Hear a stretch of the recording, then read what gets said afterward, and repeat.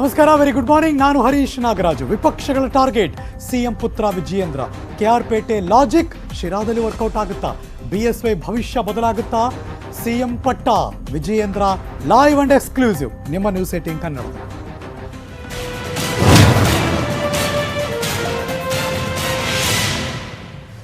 ಇನ್ನು ಮೂರು ದಿನ ಮಾತ್ರ ಬಾಕಿ ಇರೋದು ಆ ಎರಡೂ ಭಾಗದಲ್ಲಿ ಬೈ ಎಲೆಕ್ಷನ್ನಲ್ಲಿ ವೋಟ್ ಹಾಕೋದಕ್ಕೆ. ಹಾಗಾದ್ರೆ ಹೇಗಿದೆ ಬೈ ಎಲೆಕ್ಷನ್ ಅಖಾಡ? ಒಂದು ಕಡೆ ಬೆಂಗಳೂರಿನ ರಾಜರಾಜೇಶ್ವರಿ ನಗರ, ಇನ್ನೊಂದು ಕಡೆ ತುಮಕೂರು ಹತ್ರ ಇರೋ ಶಿರಾ. ಈ ಎರಡೂ ಕಡೆ ಗೆಲ್ಲೋರು ಯಾರು? ಬೈ ಎಲೆಕ್ಷನ್ ಗೆಲ್ಲೋದಕ್ಕೆ ಭಾರತೀಯ ಜನತಾ ಪಕ್ಷ ಯಾವ ಮ್ಯಾಜಿಕ್ ಮಾಡ್ತಾ ಇದೆ? ಇದೀಗ ಬರ್ತಾ ಇದೆ ಮೊದಲ ಬ್ರೇಕಿಂಗ್ ನ್ಯೂಸ್.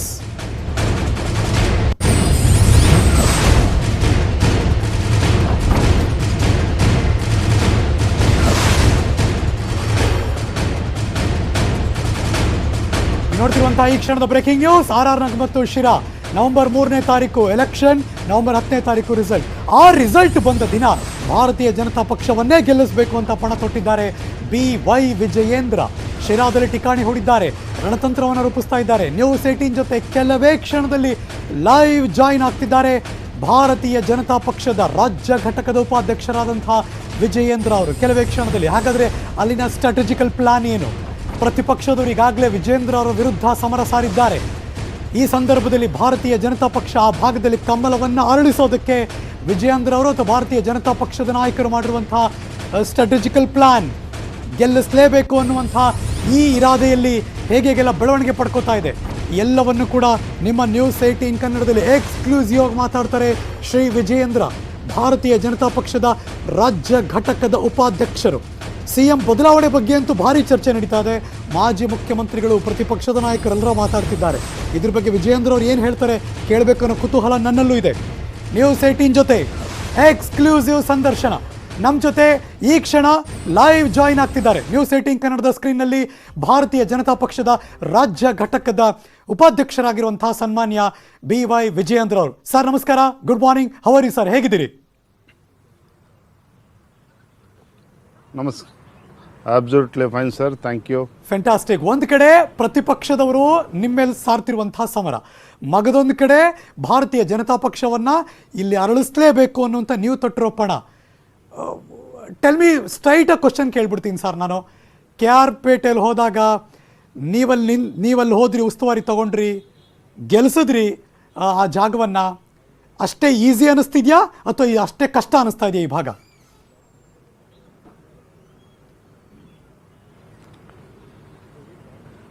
KR ಪೇಟೆ ಕ್ಷೇತ್ರಕ್ಕೆ ಕಂಪೇರ್ ಮಾಡಿದರೆ ನಿಜವಾಗ್ಲೂ ಕೂಡ ಶಿರಾ ಕ್ಷೇತ್ರ ತುಂಬ ಸುಲಭ ಇದೆ ಅಂತ ಹೇಳಿದ್ರೆ ತಪ್ಪಾಗಲಾರ್ದು. ಕಾರಣ ಅಂತಂದ್ರೆ ಇಲ್ಲಿ ನಮ್ಮ ಪಕ್ಷ ಸಂಘಟನೆ, ನಮ್ಮ ಎಲ್ಲ ಇಬ್ಬರು ಆಕಾಂಕ್ಷಿಗಳು ಏನಿದ್ರು ಎಲ್ಲರೂ ಕೂಡ ಒಗ್ಗಟ್ಟಾಗಿ ಇವತ್ತು ಕ್ಷೇತ್ರದಲ್ಲಿ ಪಕ್ಷಕ್ಕೋಸ್ಕರ ದುಡಿತಾ ಇದ್ದಾರೆ. ಬಹಳ ಮುಖ್ಯವಾಗಿ ಅಂತಂದ್ರೆ ತಾವು ಹೇಳಿದಾಗೆ ಕ್ಷೇತ್ರದಲ್ಲಿ BJP ಗೆಲ್ಸ್ಬೇಕು ಅಂತೇಳಿ ಪಕ್ಷದ ಮುಖಂಡರಿಗಿಂತ ಹೆಚ್ಚಾಗಿ ಕ್ಷೇತ್ರದ ಮತದಾರರು ಇವತ್ತು ಕ್ಷೇತ್ರದ ಬದಲಾವಣೆ ಅಭಿವೃದ್ಧಿಗೋಸ್ಕರ BJPನ ಬೆಂಬಲಿಸೋಣ, BJPನ ಗೆಲ್ಲಿಸಬೇಕು ಅಂತಕ್ಕಂಥ ಒಂದು ನಿರ್ಧಾರಕ್ಕೆ ಇವತ್ತು ಬಂದಿರತಕ್ಕಂಥದ್ದು. ಟ್ರೂ. ನಮ್ಮೆಲ್ಲರಿಗೂ ಗೊತ್ತಿರೋ ಹಾಗೆ ವಿಜಯೇಂದ್ರ ಸರ್, ಶಿರಾ ಭಾಗ ಅಂದ ತಕ್ಷಣ ಅದು ಮೊದಲಿಂದಲೂ ಕೂಡ ಜನತಾ ಪರಿವಾರದ ಭಾಗ. ಅದಾದ್ಮೇಲೆ ಮತ್ತೆ ಕಾಂಗ್ರೆಸ್ ಅಧಿಕಾರಕ್ಕೆ ತಗೊಳ್ತು. ಈಗ ಭಾರತೀಯ ಜನತಾ ಪಕ್ಷ ಮಂಡ್ಯ ಭಾಗದಲ್ಲಿ ಕಮಲ ಅಳಿದ್ರೆ ಅದು ವಿಜಯೇಂದ್ರ ಅವರಿಂದ ಸಾಧ್ಯ ಆಯಿತು ಅಂತ ಜನ ಮಾತಾಡಿದ್ರು. ಅದನ್ನು ಪ್ರೂವ್ ಮಾಡಿದ್ರಿ ನೀವು. ಇಲ್ಲೂ ಕೂಡ ಆ ಭಾಗದಲ್ಲಿ ಭಾರತೀಯ ಜನತಾ ಪಕ್ಷ ಗೆದ್ದರೆ ಅದರ ಕ್ರೆಡಿಟ್ ವಿಜಯೇಂದ್ರ ಅವ್ರಿಗೋ, ಯಡಿಯೂರಪ್ಪನವ್ರಿಗೋ ಅಥವಾ ಪಕ್ಷಕ್ಕೋ?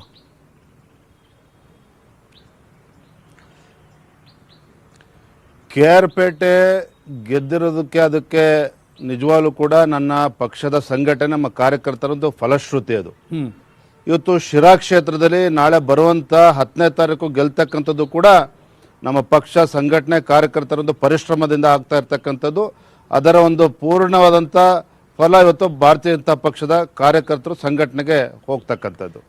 ಸರ್, ಈ ಶಿರಾ ಕ್ಷೇತ್ರದ ಚುನಾವಣೆಯ ರಿಸಲ್ಟು ಯಡಿಯೂರಪ್ಪನವರೇ ಅಥವಾ ಪಕ್ಷದ ಮೇಲೆ ಏನಾದರೂ ಪರಿಣಾಮ ಬೀರುತ್ತಾ ಸರ್?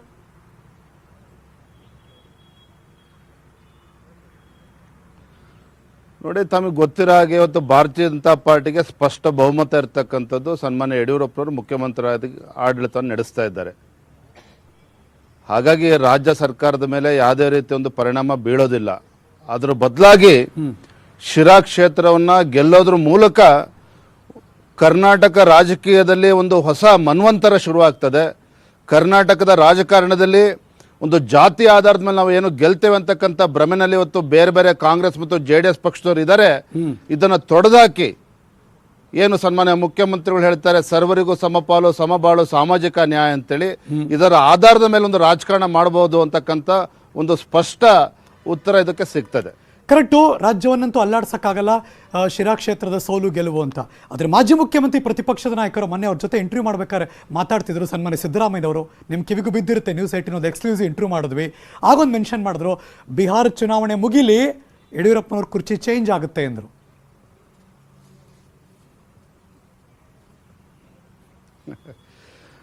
ನೋಡಿ, ಇವತ್ತು ವಿರೋಧ ಪಕ್ಷದವರು ಹತಾಶರಾಗಿದ್ದಾರೆ, ಹಗಲುಗನಸನ್ನ ಕಾಣ್ತಾ ಇದ್ದಾರೆ. ಚುನಾವಣೆ ಉಪಚುನಾವಣೆ ಬಂದಂಥ ಸಂದರ್ಭದಲ್ಲಿ ಈ ರೀತಿ ಹೇಳಿಕೆಗಳನ್ನು ಕೊಡೋದ್ರ ಮೂಲಕ ಮತದಾರರ ವಿಶ್ವಾಸವನ್ನು ಮತದಾರ ಗೆಲ್ತಕ್ಕಂಥ ಪ್ರಯತ್ನ ಸಹಜವಾಗೇ ಮಾಡ್ತಿದ್ದಾರೆ ಹೊರತು ಇದಕ್ಕೇನು ಮಾನ್ಯತೆ ಕೊಡ್ತಕ್ಕಂಥ ಅವಶ್ಯಕತೆ ಇಲ್ಲ. ಹಾಗಾಗಿ ಕೇವಲ ರಾಜಕೀಯ ಹೇಳಿಕೆಗಳು ಬಿಟ್ಟರೆ ಇದಕ್ಕೇನು ಮಹತ್ವ ಕೊಡ್ತಕ್ಕಂಥ ಸೋ ಕಾನ್ಫಿಡೆಂಟ್ ಸರ್. ದೆಹಲಿಯಲ್ಲಿ ಅವ್ರಿಗೆ ಸಿಕ್ಕಿರುವಂಥ ಮೂಲಗಳ ಮಾಹಿತಿ ಪ್ರಕಾರ ಇಲ್ಲದೆಲ್ಲವೂ ಕೂಡ ಬದಲಾಗುತ್ತೆ, ಉತ್ತರ ಕರ್ನಾಟಕದವ್ರು ಇನ್ಯಾರೋ ಮುಖ್ಯಮಂತ್ರಿಗಳಾಗ್ತಾರೆ. ಅದಕ್ಕೆ ಪೂರಕವಾಗಿ ಇತ್ತೀಚೆಗೆ ಬೇರೆ ಉತ್ತರ ಕರ್ನಾಟಕದವ್ರು ಇನ್ಯಾರೋ ಮಾತಾಡ್ಬಿಟ್ರಲ್ಲ ಸರ್.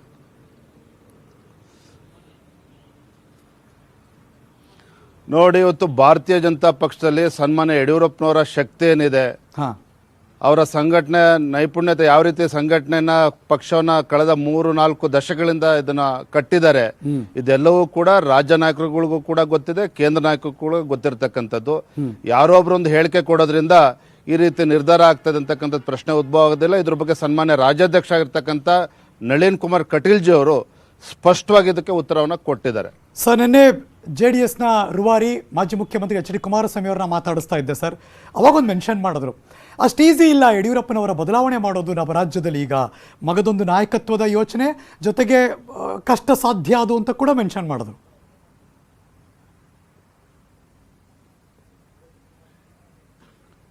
ಇವತ್ತು ಸನ್ಮಾನ್ಯ ಯಡಿಯೂರಪ್ಪನವರು ಮುಖ್ಯಮಂತ್ರಿಯಾಗಿ ಅವ್ರು ನಡೆಸ್ತಾ ಇರ್ತಕ್ಕಂಥ ಒಂದು ಆಡಳಿತ ವೈಖರಿ, ಅವ್ರು ಕೊಡ್ತಕ್ಕಂಥ ಕಾರ್ಯಕ್ರಮಗಳು ಎಲ್ಲ ಸಮುದಾಯಗಳಿಗೂ ರೀಚ್ ಆಗ್ತಾ ಇದೆ, ಮತ್ತೆ ಎಲ್ಲ ಪಕ್ಷದವರು ಇವತ್ತು ಅಪ್ರಿಷಿಯೇಟ್ ಮಾಡ್ತಾ ಇದ್ದಾರೆ. ಹಾಗಾಗಿ ಸಹಜವಾಗಿಯೇ ಸನ್ಮಾನ್ಯ ಕುಮಾರಸ್ವಾಮಿಗಳು ಯಡಿಯೂರಪ್ಪನವ್ರ ಬಗ್ಗೆ ವಿಶ್ವಾಸದ ಮಾತುಗಳನ್ನು ಆಡಿದ್ದಾರೆ. ಒಂದಂತೂ ನಿಜ, ಯಾವಾಗಲೂ ಒಂದು ಮಾತು ಹೇಳ್ತೀವಲ್ಲ ಸರ್, ಇಷ್ಟು ವರ್ಷ ಚುನಾವಣೆ ನೋಡ್ಕೊಂಬಂದಿರೋ ಎಲ್ಲರೂ ಕೂಡ ರೂಲಿಂಗ್ ಪಾರ್ಟಿಗೆ ಯಾವಾಗಲೂ ಕೂಡ ಬೈ ಎಲೆಕ್ಷನ್ ಈಸಿ ಗೆಲ್ಲೋದಕ್ಕೆ ಅಂತ. ಆದರೆ ಹಲವಾರು ಸಂದರ್ಭದಲ್ಲಿ ಅದು ರಾಂಗ್ ಪ್ರೂವ್ ಆಯ್ತು ಕೂಡ ಆಯಿತು. ಬೈ ಎಲೆಕ್ಷನ್ ಬೇರೆ ಆಗಿರುತ್ತೆ, ಮೇನ್ ಎಲೆಕ್ಷನ್ಲಿ ಇನ್ನೊಬ್ಬರೇ ಗೆದ್ಬಿಡ್ತಾರೆ, ಎಷ್ಟೇ ಕಡಿಮೆ ಅಂತರ ಇದ್ದರೂ ಕೂಡ. ಈ ಬಾರಿ ಎರಡೂ ಭಾಗ ಎಷ್ಟು ಇಂಪಾರ್ಟೆಂಟು ಆಗಿದೆ ರಾಜ್ಯ ಸರ್ಕಾರಕ್ಕೆ?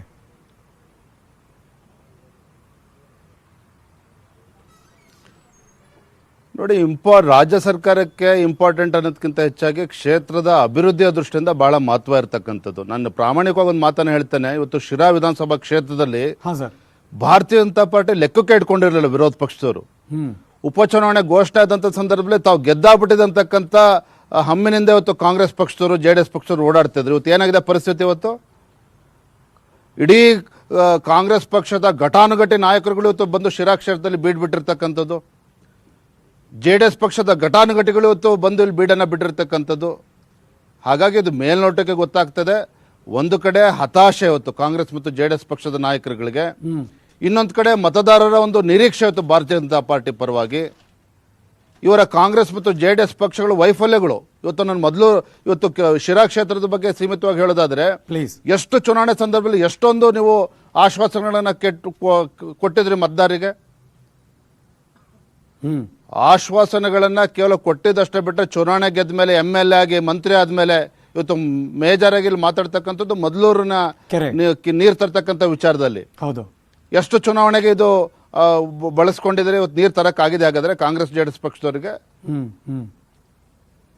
ಹಾಗಾಗಿ ಸನ್ಮಾನ್ಯ ಮುಖ್ಯಮಂತ್ರಿಗಳು ನಿನ್ನೆಯ ಕಾರ್ಯಕ್ರಮದಲ್ಲಿ ಮೊದಲೂರಿನಲ್ಲಿ ಸ್ಪಷ್ಟವಾಗಿ ಹೇಳಿದ್ದಾರೆ, ಬರುವಂತ 6 ತಿಂಗಳಲ್ಲಿ ನೀರನ್ನ ತರ್ತೇವೆ ಅಂತಕ್ಕಂಥ ಅಂಶವನ್ನ ಸನ್ಮಾನ್ಯ ಮುಖ್ಯಮಂತ್ರಿಗಳು ಹೇಳಿರ್ತಕ್ಕಂಥದ್ದು ಒಂದು. ಎರಡನೇದು, ರಾಜ್ಯದಲ್ಲಿ ಇವತ್ತು ಕೊಟ್ಟ ಮಾತಿನಂತೆ ನಡೀತಕ್ಕಂಥ ತಾಕತ್ತು ಶಕ್ತಿ ಇರ್ತಕ್ಕಂಥದ್ದು ಸನ್ಮಾನ್ಯ ಯಡಿಯೂರಪ್ಪನವ್ರಿಗೆ, ಭಾರತೀಯ ಜನತಾ ಪಾರ್ಟಿಗೆ ಅಂತೇಳಿ ಎಲ್ಲರೂ ಕೂಡ ಸರ್ವಸಾಮಾನ್ಯವಾಗಿ ಒಪ್ಕೊಂತಕ್ಕಂಥದ್ದು. ಹಾಗಾಗಿ ಸಹಜವಾಗಿಯೇ ಈ ಕ್ಷೇತ್ರದಲ್ಲಿ ಮತದಾರರ ನಿರೀಕ್ಷೆನೂ ಜಾಸ್ತಿ ಇದೆ, ಅಪೇಕ್ಷೆನೂ ಜಾಸ್ತಿ ಇದೆ. ಹಾಗಾಗಿ ಇವತ್ತು ಬದಲಾವಣೆ ಏನಾರು ಬಯಸೋದಾದ್ರೆ ಅದು ಭಾರತೀಯ ಜನತಾ ಪಾರ್ಟಿ ಅಭ್ಯರ್ಥಿ ರಾಜೇಶ್ ಗೌಡ್ರನ್ನ ಗೆಲ್ಲಿಸೋದ್ರ ಮೂಲಕ ಮಾತ್ರ ಸಾಧ್ಯ ಅಂತಕ್ಕಂಥದ್ದು ಪ್ರಜ್ಞಾವಂತ ಶಿರಾ ಕ್ಷೇತ್ರದ ಮತದಾರರಲ್ಲಿ ಇರ್ತಕ್ಕಂಥದ್ದು. ಪ್ರತಿಪಕ್ಷ ನಾಯಕರು ಮತಬೇಟೆ ಸಂದರ್ಭದಲ್ಲಿ ಮಾತಾಡಿದ್ದು ಕೂಡ ನಿಮ್ಮ ಗಮನಕ್ಕೆ ಬಂದಿರುತ್ತೆ. ಇತ್ತೀಚೆಗೆ ಅತಿವೃಷ್ಟಿ ಆಯಿತು, ಬೆಳೆಗಳ ನಾಶ ಆಯಿತು, ರೈತರ ಕಡೆ ಗಮನ ಹರಿಸ್ತಿಲ್ಲ, ಅದನ್ನು ಚೆನ್ನಾಗಿ ಹ್ಯಾಂಡ್ಲ್ ಮಾಡಲಿಲ್ಲ, ಕರೋನಾ ಸಂದರ್ಭದಲ್ಲೂ ಕೂಡ ಬರೀ ಭ್ರಷ್ಟಾಚಾರ, ಈ ಥರದ್ದೆಲ್ಲ ಆರೋಪಗಳನ್ನು ಮಾಡ್ತಿದ್ದಾರೆ ಸರ್. ಇದನ್ನು ಹೇಗೆ ಸ್ವೀಕಾರ ಮಾಡಿದ್ರಿ ಮತ್ತು ಇದಕ್ಕೆ ಏನು ಹೇಳೋಕೆ ಬಯಸ್ತೀರಿ ನಿಮ್ಮ ಕಡೆಯಿಂದ? ನೋಡಿ, ಇವತ್ತು ಉತ್ತರ ಕರ್ನಾಟಕದಲ್ಲಿ ನೆರೆ ಇರ್ತಕ್ಕಂಥ ಸಂದರ್ಭದಲ್ಲಿ ಸನ್ಮಾನ್ಯ ಮುಖ್ಯಮಂತ್ರಿಗಳು, ನಮ್ಮ ಮಂತ್ರಿಗಳು, ನಮ್ಮ ಶಾಸಕರುಗಳು ಇವತ್ತು ಅಲ್ಲಿ ಇದ್ದು ಕೆಲಸವನ್ನ ಮಾಡ್ತಾ ಇದ್ದಾರೆ. ಪ್ರಧಾನಮಂತ್ರಿಗಳು ಕೂಡ ಮಾನ್ಯ ಮುಖ್ಯಮಂತ್ರಿಗಳ ಜೊತೆ ಸಮಾಲೋಚನೆ ನಡೆಸಿ ಏನೇನು ಆಗಬೇಕು ಅಂತಕ್ಕಂಥ ಒಂದು ಎಲ್ಲನೂ ಕೂಡ ಚರ್ಚೆ ಮಾಡಿದ್ದಾರೆ. ಅದು ನಾನು ಒಂದು ಮಾತನ್ನ ಈ ಸಂದರ್ಭದಲ್ಲಿ ಹೇಳಕ್ಕೆ ಇಚ್ಛಪಡ್ತೇನೆ. ಹಾಗಾಗಿ ವಿರೋಧ ಪಕ್ಷದವರ ಜವಾಬ್ದಾರಿ ಇಲ್ಲೇನು? ಎಷ್ಟು ಜನ ವಿರೋಧ ಪಕ್ಷದವರು ಇವತ್ತು ಹೋಗಿ ಉತ್ತರ ಕರ್ನಾಟಕದಲ್ಲಿ ಇವತ್ತು ಪ್ರವಾಸ ಮಾಡಿದ್ದಾರೆ? ಹಾಗಾದ್ರೆ ಇವತ್ತು ಕಾಂಗ್ರೆಸ್ ಮತ್ತು JDS ಪಕ್ಷದ ಮುಖಂಡರು ಎರಡು ಉಪಚುನಾವಣೆಗಳಲ್ಲಿ ಮುಳುಗಿದಾರಲ್ಲ, ಅವ್ರೇನು ಜವಾಬ್ದಾರಿ ಇಲ್ವಾ ಹಾಗಾದ್ರೆ ವಿರೋಧ ಪಕ್ಷವಾಗಿ? ಹಾಗಾದ್ರೆ ಆದ್ರೆ ಒಂದ್ ಮಾತನ್ನ ಹೇಳ್ತೇನೆ, ಚುನಾವಣೆಗಳು ಬರುತ್ತೆ ಹೋಗುತ್ತೆ, ಆದ್ರೆ ರಾಜ್ಯದ ಜನತೆ ಅವ್ರಿಗೆ ಸಹಕಾರ ಕೊಡ್ತಕ್ಕಂಥದ್ದು ಬಹಳ ಮುಖ್ಯ. ಅದು ಸನ್ಮಾನ್ಯ ಯಡಿಯೂರಪ್ಪನವರು, ಭಾರತೀಯ ಜನತಾ ಪಾರ್ಟಿ ಅದನ್ನು ಯಶಸ್ವಿಯಾಗಿ ಮಾಡ್ತದೆ, ಪ್ರಶ್ನೆನೇ ಇಲ್ಲ. ಸರ್, ನ್ಯೂಸ್ 18 ಬುಲೆಟ್ ರಿಪೋರ್ಟಿಂಗ್ ಆದಾಗ ನನ್ನ ಸಹೋದ್ಯೋಗಿಗಳು ಬುಲೆಟ್ ಅಲ್ಲಿ ಹೋಗಿದ್ರು ಸರ್. ಪ್ರತಿ ಹಳ್ಳಿ ಸುತ್ತಿದ್ರು, ಆ ಭಾಗದಲ್ಲಿ ಎಲ್ಲರ ಜೊತೆ ಕೂಡ ಮಾತಾಡ್ತಿದ್ರು. ಒಂದಷ್ಟು ಜನರು ನಿರಾಶಿತ ಅಂದ್ರೆ ಆಶಯಗಳನ್ನ ಕಳ್ಕೊಂಡ್ಬಿಡ್ತಾ ಇದ್ದಾರೆ. ಇಷ್ಟು ವರ್ಷ ನೋಡಿದ್ವಿ, ಭಾಷಣ ಮಾಡ್ತಾರೆ, ಇವ್ರು ಯಾರು ಕೂಡ ನಮಗೆ ಸಪೋರ್ಟ್ ಮಾಡ್ತಿಲ್ಲ, ನಾವು ವೋಟ್ ಹಾಕೋ ಸಂದರ್ಭದಲ್ಲಿ ಏನು ಮಾಡಬೇಕು ಅಂತ ಗೊತ್ತಾಗಲ್ಲ ಅಂತ. ನೀವು ಹೋದಾಗಲೂ ಈ ಅನುಭವ ಆಗಿರುತ್ತೆ ನಿಮಗೂ ಕೂಡ. ಆ ಎಲ್ಲರಿಗೂ ಏನು ಹೇಳೋಕೆ ಬಯಸ್ತಿದ್ರಿ ಸರ್ ನೀವು?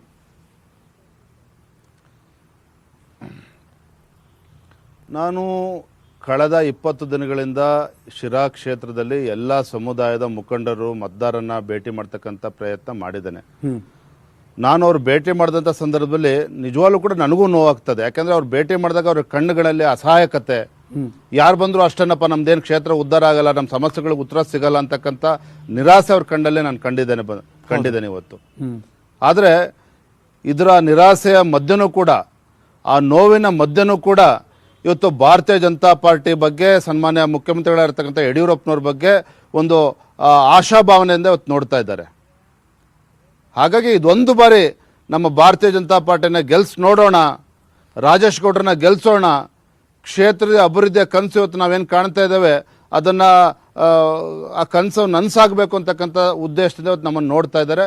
ಅದ್ರಲ್ಲಿ ನಾವು ಯಶಸ್ವಿ ಆಗ್ತೇವೆ. ಕೇವಲ BJP ಗೆಲ್ಲೋದು ಅಷ್ಟೇ ಅಲ್ಲ, BJP ನಮ್ಮ ರಾಜೇಶ್ ಗೌಡರು ಗೆದ್ದ ನಂತರ ನಾವು ಕೊಟ್ಟಂತ ಭರವಸೆಗಳನ್ನು ಈಡೇರಿಸೋ ದಿಕ್ಕಿನಲ್ಲೂ ಕೂಡ ನಾವು ಯಶಸ್ವಿಯಾಗಿ ಮುಂದುವರಿತೇವೆ ಅಂತಕ್ಕಂಥ ಮಾತನ್ನು ಕೂಡ ಈ ಸಂದರ್ಭದಲ್ಲಿ ಹೇಳ್ತೇನೆ. ಸರ್, ಈ ಪ್ರಶ್ನೆ ಅಂತೂ ಬಹಳ ಕುತೂಹಲ ನನ್ನನ್ನು ಕಾಡ್ತಿರುತ್ತೆ, ತುಂಬ ಜನರನ್ನು ಕೂಡ ಕಾಡ್ತಿರುತ್ತೆ. ಯಾವುದೇ ಒಂದು ಉಪಚುನಾವಣೆ ನಡೆದಾಗ ನೀವಾಗಲೇ ಹೇಳಿದ್ರಿ, ಕ್ಯಾಬಿನೆಟ್ ಅಲ್ಲಿ ಹೋಗ್ತಾ ಇದ್ದಾರೆ, ಇವತ್ತು ಕೂಡ ಭರ್ಜರಿ ಪ್ರಚಾರ ಮಾಡ್ತಿದ್ದಾರೆ, ನೀವು ಅಲ್ಲೇ ಇದ್ದೀರಿ, ಟಿಕಾಣಿ ಹೂಡಿದ್ದೀರಿ. ಈ ಸಂದರ್ಭದಲ್ಲಿ ಆ ಭಾಗದೊಬ್ಬ ಪವರ್ಫುಲ್ ಮಿನಿಸ್ಟರ್ ಬರಬೇಕಾಗಿತ್ತು, ಅವರೆಲ್ಲೋ ಕಾಣಿಸ್ಕೊತಾ ಇಲ್ವಲ್ಲ, ಏನಾಗ್ತಿದೆ ಹಾಗಿದ್ರೆ BJP ಒಳಗಡೆ? ವಿರೋಧ ಪಕ್ಷದವ್ರಿಗೆ ಬೇಡವಾಗಿತ್ತು ಈ ಆಹಾರ ಅನ್ಸುತ್ತಲ್ವ ಸರ್? ಇದು ಆಹಾರ ಆಗ್ಬಿಡಲ್ವಾ ಸರ್ ಇದು?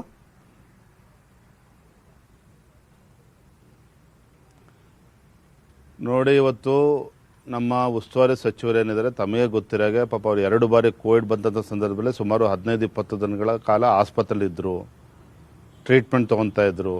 ಮತ್ತು ಈ ಸಂದರ್ಭದಲ್ಲಿ ನಿನ್ನೆ ಮುಖ್ಯಮಂತ್ರಿಗಳನ್ನ ಅವರು ದೂರವಾಣಿ ಮೂಲಕ ಮಾತಾಡಿ ತಾನೂ ಕಾರ್ಯಕ್ರಮಕ್ಕೆ ಬರ್ತೇವೆ ಅಂತ ಹೇಳಿದಂಥ ಸಂದರ್ಭದಲ್ಲಿ ಸನ್ಮಾನ್ಯ ಮುಖ್ಯಮಂತ್ರಿಗಳೇ ಆರೋಗ್ಯದ ಕಡೆ ಗಮನ ಕೊಡಿಯಪ್ಪ, ಚುನಾವಣೆ ತಲೆ ಕೆಡಿಸ್ಕೊಬಿಡಿ, ನಾವೆಲ್ಲ ಸೇರಿ ಇದು ಮಾಡ್ತೀವಿ, ಯಾರ್ಯಾರು ದೂರವಾಣಿ ಕರೆಯಲ್ಲಿ ಹೇಳಬೇಕು ಹೇಳಿ ಅಂತಕ್ಕಂಥ ಮಾತನ್ನು ಹೇಳಿದ್ದಾರೆ ಮುಖ್ಯಮಂತ್ರಿಗಳು. ಹಾಗಾಗಿ ಅವು ಯಾವ ಪ್ರಶ್ನೆ ಉದ್ಭವನೆ ಆಗೋದಿಲ್ಲ.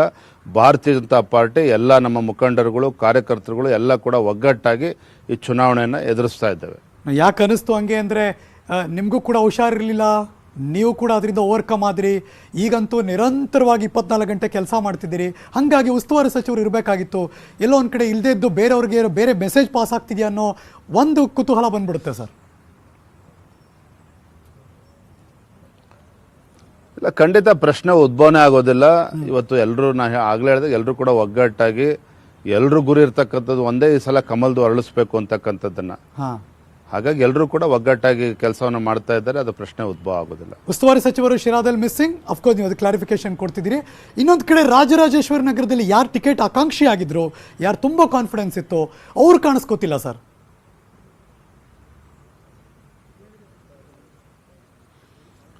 ಅದ್ರ ಬಗ್ಗೆ ನನಗೇನು ಮಾಹಿತಿ ಇಲ್ಲ. ನಾನು ಸಂಪೂರ್ಣವಾಗಿ ಶಿರಾದಲ್ಲೇ ತೊಡಗಿಸ್ಕೊಂಡಿರೋದ್ರಿಂದ ನಾನು ಅದ್ರ ಕಡೆ ಗಮನ ಕೊಟ್ಟಿಲ್ಲ. ಅದ್ರ ಬಗ್ಗೆ ರಾಜ್ಯಾಧ್ಯಕ್ಷರೆಲ್ಲ ಗಮನಿಸ್ತಾರೆ.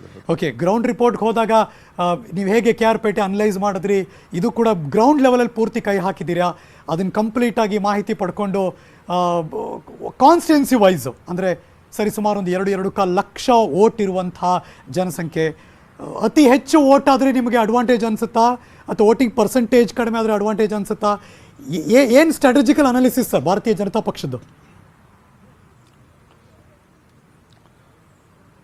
ಇಲ್ಲ, ಆ ದಿನಗಳು ಹೋಗಿದೆ. ಇವತ್ತು ಭಾರತೀಯ ಜನತಾ ಪಾರ್ಟಿ ಎಲ್ಲ ಸಮುದಾಯಗಳನ್ನ ವಿಶ್ವಾಸಕ್ಕೆ ತೆಗೆದುಕೊಂಡು ಇವತ್ತು ರಾಜಕಾರಣವನ್ನು ಮಾಡ್ತಾ ಇರ್ತಕ್ಕಂಥದ್ದು. ಶಿರಾ ಕ್ಷೇತ್ರದಲ್ಲೂ ಕೂಡ ಪರ್ಸೆಂಟೇಜ್ ಏನೇ ಆಗಲಿ, ಆದ್ರೆ ತಮ್ಮ ಮೂಲಕ ನಾನು ಈ ಕ್ಷೇತ್ರದ ಮತದಾರರು ಕೂಡ ಮತ್ತೊಮ್ಮೆ ಮನವಿಯನ್ನ ಮಾಡ್ತಾನೆ, ಅತಿ ಹೆಚ್ಚು ಸಂಖ್ಯೆಯಲ್ಲಿ ಬಂದು ಮತದಾನ ಮಾಡಬೇಕು, ಭಾರತೀಯ ಜನತಾ ಪಾರ್ಟಿ ಆಶೀರ್ವಾದ ಮಾಡಬೇಕು ಅಂತ ಹೇಳ್ತಾನೆ.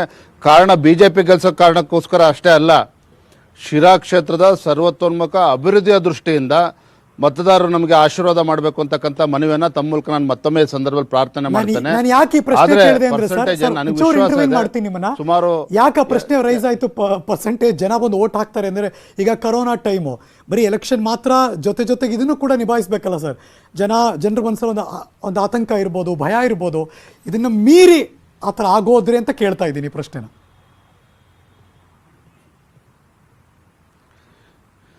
ಏನೇ ಸಮಸ್ಯೆಗಳು, ಏನೇ ವಾತಾವರಣ, ಕೋವಿಡ್ ಏನೇ ಇದ್ರೂ ಕೂಡ ಮತದಾರರು ಬಹಳ ನಿರೀಕ್ಷೆಯಲ್ಲಿರ್ತಕ್ಕಂಥದ್ದು ಕ್ಷೇತ್ರ ಅಭಿವೃದ್ಧಿಯ ಬಗ್ಗೆ. ಹಂಗಾಗಿ ಅಭಿವೃದ್ಧಿಯ ದೃಷ್ಟಿಯಿಂದ ಹೊರಗಡೆ ಬಂದು ಮತದಾನ ಮಾಡ್ತಾರೆ ಈ ಸಲ. ನಿನ್ನೆ ಬಹಿರಂಗವಾಗಿ ಅಫ್ಕೋರ್ಸ್ ಮುಖ್ಯಮಂತ್ರಿಗಳು ಕೂಡ ಎಲ್ಲರನ್ನು ಉದ್ದೇಶಿಸಿ ಮಾತಾಡ್ತಿದ್ರು. ಅಲ್ಲೇನು ಫೀಡ್ಬ್ಯಾಕ್ ಬಂತು ಸರ್? ಜನರು ಅಪಾರ ಪ್ರಮಾಣದಲ್ಲಿ ಸೇರಿದ್ರು.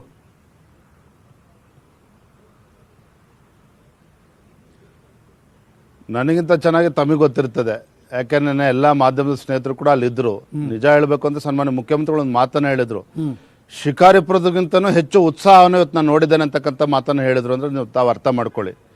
ನಿನ್ನೆ ಅಕ್ಷರಶಃ ಅಲ್ಲಿ ಬಂದಿರ್ತಕ್ಕಂಥ ಪ್ರತಿಯೊಬ್ಬ ಮಹಿಳೆ, ಪ್ರತಿಯೊಬ್ಬ ಯುವಕ, ಪ್ರತಿಯೊಬ್ಬ ವೃದ್ಧ ಎಲ್ಲರೂ ಕೂಡ ಏನೋ ಒಂದು ರೀತಿ ಹಬ್ಬದ ವಾತಾವರಣ, ಒಂದು ಜಾತ್ರೆ ರೂಪದಲ್ಲಿತ್ತು. ತಮ್ಮನ್ನ ತಾವು ತೊಡಗಿಸ್ಕೊಂಡಿದ್ರು, ಜೈಕಾರಗಳು, ಘೋಷಣೆಗಳು. ಅಂದ್ರೆ ಎಲ್ಲೋ ಒಂದು ಕಡೆ ಭಾರತೀಯ ಜನತಾ ಪಾರ್ಟಿ ಒಂಥರ ವಿಜಯಯಾತ್ರೆ ಆಗ್ತದೆ ಅನ್ನೋತಕ್ಕಂಥ ಒಂದು ಒಳ್ಳೆ ವಾತಾವರಣ, ಒಂದು ಹರ್ಷ ಸಂದರ್ಭದಲ್ಲಿ ನೋಡಿರ್ತಕ್ಕಂಥದ್ದು. ಹಾಗಾಗಿ ನಾನು ಹೇಳಬೇಕು ಅಂತಂದರೆ, ಈ ಸಲ ಭಾರತೀಯ ಜನತಾ ಪಾರ್ಟಿ ನೀವು ಯಾರೂ ಕೂಡ ಕಲ್ಪನೆ ಮಾಡ್ಕೊಳ್ಳೋಕೆ ಸಾಧ್ಯ ಇಲ್ಲ, ಅತಿ ಹೆಚ್ಚು ಅಂತರದಿಂದ ಒಂದು ದಾಖಲೆ ಶಿರಾ ಕ್ಷೇತ್ರದ ಉಪಚುನಾವಣೆಯಲ್ಲಿ ಆಗ್ತದೆ. ಭಾರತೀಯ ಜನತಾ ಪಾರ್ಟಿ ಗೆಲ್ತದೆ. ಒಂದು ವಿಡಿಯೋ ವೈರಲ್ ಆಗುತ್ತೆ, ಪ್ರತಿಪಕ್ಷದಲ್ಲಿ ಕೂತಿರೋರೆಲ್ಲರೂ ಕೂಡ ಅದಕ್ಕೆ ಕಮೆಂಟ್ ಮಾಡ್ತಾರೆ. ರಾತ್ರೋರಾತ್ರಿ ಅಲ್ಲಿ ಭಾಗದಲ್ಲಿ ಇನ್ಚಾರ್ಜ್ ಇರೋರು ದುಡ್ಡು ತೊಗೊಂಬಂದು ಬೇರೆ ಕಡೆಯಿಂದ ಬಂದು ಹಂಚ್ತಾ ಇದ್ದಾರೆ, ದುಡ್ಡಿನ ಮೂಲಕ ಇವ್ರಿಗೆ ಮದ, ಅಧಿಕಾರದ ಮದ, ಆ ಮೂಲಕ ಗೆಲ್ಲೋ ಪ್ರಯತ್ನ ನಡೀತಾ ಇದೆ, ಹಣಬಲ ತೋಳ್ಬಲ ಇದೆ ಇವ್ರಿಗೆ ಅಂತ ನೇರ ಆರೋಪ ಮಾಡ್ತಾರೆ ಸರ್.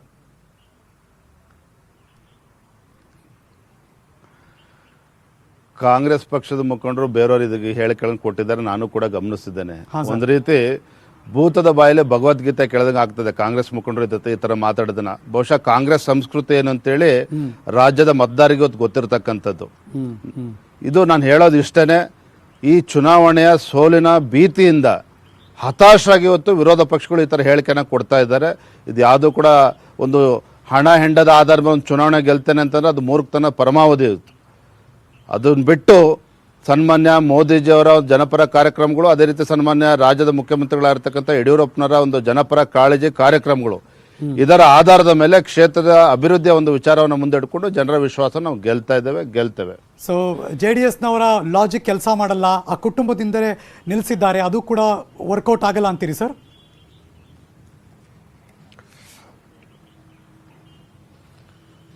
ಭಾರತೀಯ ಜನತಾ ಪಾರ್ಟಿ ಗೆಲ್ತದೆ. ಅಭೂತಪೂರ್ವದಂತ ಗೆಲುವು, ಶಿರಾ ಕ್ಷೇತ್ರದ ಇತಿಹಾಸ ಪುಟಗಳಲ್ಲಿ ಬರೆದಿಡ್ತಕ್ಕಂಥ ಗೆಲುವು ಬಿಜೆಪಿಗೆ ಆಗ್ತದೆ, ಅಷ್ಟು ಮಾತ್ರ ನಾನು ಹೇಳ್ತೇನೆ. ಮುಗಿದ ತಕ್ಷಣ ನಿನ್ನೆ ಅಪ್ಪಾಜಿಯವರು ಅಂದರೆ ಸಾಮಾನ್ಯ ಮುಖ್ಯಮಂತ್ರಿಗಳು ಒಂದು ಸಣ್ಣ ಕ್ಲೂ ಕೊಟ್ಟರು, ಡೆಲ್ಲಿಗೆ ಹೋಗ್ತಿದ್ದೀನಿ, ಕ್ಯಾಬಿನೆಟ್ ಎಕ್ಸ್ಪ್ಯಾನ್ಷನ್ ಮಾಡ್ತೀವಿ ನಾವು ಅಂತ. ತುಂಬ ಜನ ಅಫ್ಕೋರ್ಸ್ ಅಲ್ಲಿ ಕಂಪನಿಗೆ ಬಂದಾಗಲೂ ಕೂಡ ಮಾತಾಡ್ತಿದ್ರು ತುಂಬ ಜನ. ನೆಕ್ಸ್ಟ್ ಯಡಿಯೂರಪ್ಪನವರು ನಮಗೆ ಏನು ಕನ್ಫರ್ಮ್ ಮಾಡಿದ್ದಾರೆ, ಆ ಜಾಗ ನಮಗೆ ಕೊಡ್ತಾರೆ, ಮಂತ್ರಿಗಿರಿ ಕೊಡ್ತಾರೆ ಅಂತ. ಹೌದಾ ಸರ್?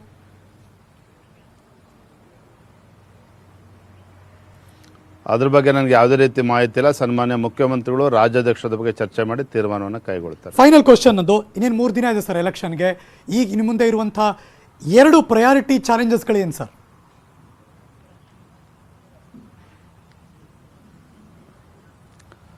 ಒಂದು, ಈ ಕ್ಷೇತ್ರದ ಮತದಾರರು ಭಾರತೀಯ ಜನತಾ ಪಕ್ಷದ ಬಗ್ಗೆ ಭಾಳ ಅಪೇಕ್ಷೆನ ಇಟ್ಕೊಂಡಿದ್ದಾರೆ. ಇವತ್ತು ನಮ್ಮ ಅಭ್ಯರ್ಥಿ ಆಗಿರ್ತಕ್ಕಂಥ ರಾಜೇಶ್ ಗೌಡ್ರು ಒಬ್ಬ ಯುವ ಮುಖಂಡ ಇದ್ದಾನೆ, ಒಬ್ಬ ಯುವಕ ಇದ್ದಾನೆ, ಒಬ್ಬ ಡಾಕ್ಟರ್ ಇದ್ದಾರೆ. ಭಾಳ ಆಶಾಭಾವನೆ ಇಟ್ಕೊಂಡಿದ್ದಾರೆ ನಮ್ಮ ಭಾರತೀಯ ಜನತಾ ಪಾರ್ಟಿ ಅಭ್ಯರ್ಥಿಯ ಬಗ್ಗೆ. ಹಾಗಾಗಿ ಚುನಾವಣೆ ಆದ ನಂತರ ನಮ್ಮ ರಾಜೇಶ್ ಗೌಡ್ರು ಶಾಸಕರಾಗಿ ಅವರ ಕೈ ಹಿಡಿದು ಇಲ್ಲಿ ನಾವು ಕೊಟ್ಟಂಥ ಭರವಸೆಗಳನ್ನು ಈಡೇರಿಸ್ತಕ್ಕಂಥ ದೊಡ್ಡ ಸವಾಲು ನಮ್ಮ ಮುಂದಿದೆ. ಹಾಗಾಗಿ ಸವಾಲನ್ನು ನಾವು ಯಶಸ್ವಿಯಾಗಿ ಮಾಡ್ತೇವೆ ಅಂತಕ್ಕಂಥ ವಿಶ್ವಾಸನೂ ಕೂಡ ನಮಗಿರ್ತಕ್ಕಂಥದ್ದು. ನನಗಿಂತ ಹೆಚ್ಚಾಗಿ ನಿಜ ಹೇಳಬೇಕು ಅಂದರೆ ಕ್ಷೇತ್ರದ ಮತದಾರರಿಗೆ ನಮಗಿಂತ ಹೆಚ್ಚಾಗಿ ಇವತ್ತು ಸನ್ಮಾನ್ಯ ಯಡಿಯೂರಪ್ಪನವ್ರ ಬಗ್ಗೆ ಭಾರತೀಯ ಜನತಾ ಪಾರ್ಟಿ ಬಗ್ಗೆ ವಿಶ್ವಾಸ ಇದೆ. ಅವರ ಆಸೆ, ಅವರ ಕ್ಷೇತ್ರದ ಅಭಿವೃದ್ಧಿಯ ಕನಸು ನನಸು ಮಾಡೋ ದಿಕ್ಕಿನಲ್ಲಿ ನಾವೆಲ್ಲರೂ ಸೇರೋ ಒಗ್ಗಟ್ಟಾಗಿ ಶ್ರಮವನ್ನು ಹಾಕ್ತೇವೆ ಅಂತಕ್ಕಂಥ ಭರವಸೆನ ತಮ್ಮ ಮೂಲಕ ಕೊಡೋಕೆ ಇಚ್ಛೆ. ಅಪ್ಪಾಜಿ ಅವರು ಕೂಡ ಟಿಪ್ಸ್ ಕೊಡ್ತಾ ಇರ್ತಾರೆ ಸರ್, ಪ್ರತಿದಿನ ಕಾಂಟ್ಯಾಕ್ಟ್ ಅಲ್ಲಿ ಇದ್ದು ಹೀಗೆ ಮಾಡಬೇಕು, ಹೀಗೆ ಹೋಗ್ಬೇಕು ಅಂತ.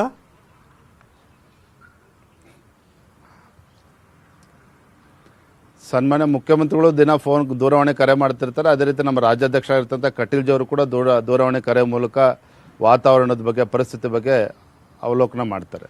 ಚುನಾವಣೆ ಅಂದ್ರೆ ಜಾತಿ ರಾಜಕಾರಣ ಅದಂತೂ ಹಾಸು ಹೊಕ್ಕಾಗಿದೆ ಅಂತ ಎಲ್ಲ ಎಲೆಕ್ಷನ್ನಲ್ಲೂ ಎಲ್ಲರೂ ಕೂಡ ಗಮನಿಸಿರೋ ವಿಚಾರ. ಈ ಬಾರಿ ಅಂತೂ ಘಂಟಾಘೋಷವಾಗಿ ಆ ಜಾತಿ ಲೆಕ್ಕಾಚಾರವನ್ನೇ ಮಾತಾಡ್ಬಿಟ್ಟಿದ್ದಾರೆ, ಅನುಮಾನನಿಲ್ಲ ಅದರಲ್ಲಿ. ಬಟ್ ಅದು ಯಾವುದು ವರ್ಕೌಟ್ ಆಗಲ್ಲ, ಅಭಿವೃದ್ಧಿ ಮಾತ್ರ ವರ್ಕ್ ಆಗುತ್ತೆ ಅಂತೀರಾ ಸರ್?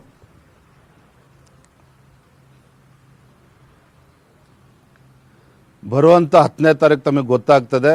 ಈ ಕ್ಷೇತ್ರದ ಪ್ರಜ್ಞಾವಂತ ಮತದಾರರು ಇವತ್ತು ಜಾತಿ ವರ್ಗ ಎಲ್ಲವನ್ನು ಮರೆತು ಅಭಿವೃದ್ಧಿಗೋಸ್ಕರ ಇವತ್ತು ಭಾರತೀಯ ಜನತಾ ಪಾರ್ಟಿಗೆ ಆಶೀರ್ವಾದವನ್ನು ಮಾಡ್ತಾರೆ. ಸನ್ಮಾನ್ಯ ಯಡಿಯೂರಪ್ಪನವರ ಒಂದು ವಿಶ್ವಾಸದ ಮಾತುಗಳ ಮೇಲೆ ಇವತ್ತು ಭಾರತೀಯ ಜನತಾ ಪಾರ್ಟಿನ ಗೆಲ್ಲಿಸ್ತಾರೆ. ರಾಜೇಶ್ ಗೌಡ್ರು ಗೆಲ್ತಾರೆ.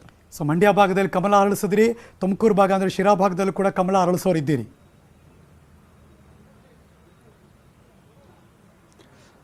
ಅರಳಿಸ್ತೀವಿ ಅಂತಕ್ಕಂಥ ವಿಶ್ವಾಸ ನಮಗಿದೆ. ಕಾಂಗ್ರೆಸ್ ಮತ್ತು JDS ಪಕ್ಷದ ಸವಾಲನ್ನು ನಮ್ಮ ಕಾರ್ಯಕರ್ತರು, ಮುಖಂಡರು ಸ್ವೀಕರಿಸಿದ್ದಾರೆ. ಈ ಸವಾಲನ್ನು ಯಶಸ್ವಿಯಾಗಿ ನಾವು ಎದುರಿಸ್ತೇವೆ. ಕಾಂಗ್ರೆಸ್ ಮತ್ತು JDS ಪಕ್ಷದ ಭದ್ರಕೋಟೆನ ಛಿದ್ರ ಮಾಡ್ತೇವೆ. ಒಂದು ಸಾಸಿವೆ ಕಾಳಷ್ಟು ಆತಂಕ, ಅಳುಕು ಯಾವುದೂ ಇಲ್ಲ.